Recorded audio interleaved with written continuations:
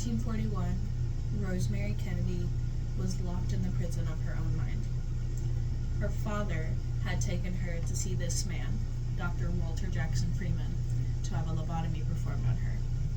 The 23-year-old vivacious, outgoing woman was left with the mental capacity of a toddler and the inability to speak.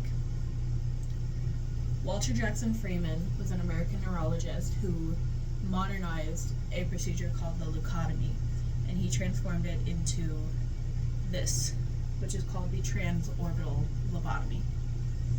In the 1940s and 50s, the lobotomy was well regarded as a common treatment for any and all mental health issues.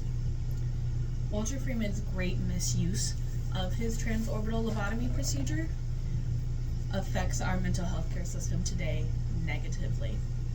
Speaking as someone who has struggled with their mental health for decades of their life, our system is flawed. And a lot of these flaws can trace back to Walter Freeman and his misuse of the lobotomy. According to the National Institute of Mental Health, NIMH, nearly 23% of all adults in the United States experience some form of mental illness.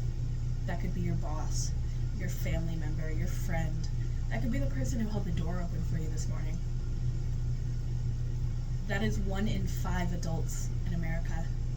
And of those 1 in 5 adults, only 50% of them will actually receive any kind of care or treatment. Walter Freeman lacked patient discretion, lacked responsibility, and he lacked the care needed to develop a procedure like this in a way that was helpful to Americans, and his attitude negatively impacted the mental health care system today. At the time that Walter Freeman was performing his lobotomies, he was not doing long-term follow-ups on his patients.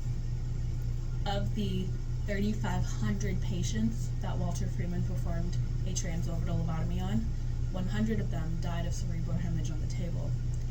And to this day, we still do not know how many patients had long-term issues or passed away years down the road because of complications with their lobotomy. His lack of follow-up until he was forced into retirement in the 1970s is very, very reminiscent of the medical emergency system today when it comes to helping those struggling with their mental health. A lot of the times, if someone comes into an emergency room with suicidal thoughts or a failed suicide attempt, there's nothing an emergency room can do for them until they seriously injure themselves, and oftentimes that's too late. In addition to his lack of long-term follow-up on his patients, Dr. Freeman was willing to perform a lobotomy on anyone and everyone who asked for it. He treated patients for everything from nervous indigestion to severe depression and anxiety to perverse personality traits to homosexuality. One of his most infamous cases is 12-year-old Howard Dully. In Dully's autobiography, he details how his stepmother, Lou Dully, brought him to see many doctors about his defiant and savage behavior, such as leaving the lights on when it was broad daylight outside, or daydreaming. And most of these doctors told Miss Dully that it was more of a stepmother issue. However, Dr. Walter Freeman agreed with Miss Dully that Howard's personality needed to be altered.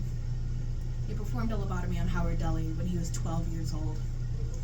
And when the lobotomy didn't work to make Howard more docile, he became a ward of the state.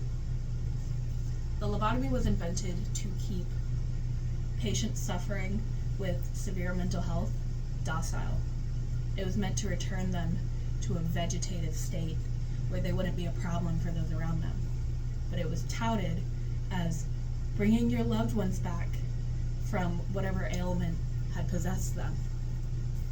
This is oddly similar to how people see it now, where mental health is a problem to be dealt with and not something that people are struggling with.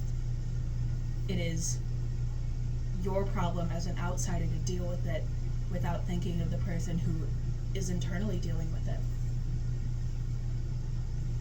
Now, with all this information, Dr. Walter Freeman may sound like a madman who was just practicing haphazard medicine everywhere, but he was actually a very well-educated doctor.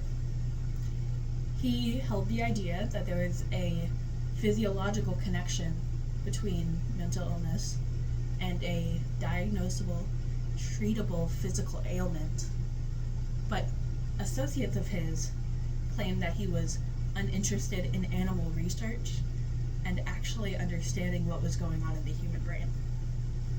This description of Freeman demonstrates his complete and utter lack of care for what he was doing. He didn't care that he was helping these people.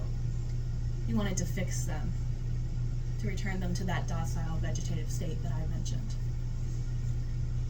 This idea, if he had done the actual research of a physiological mental connection, could have done miracles for the field of neurology, but he did not care to give it the care.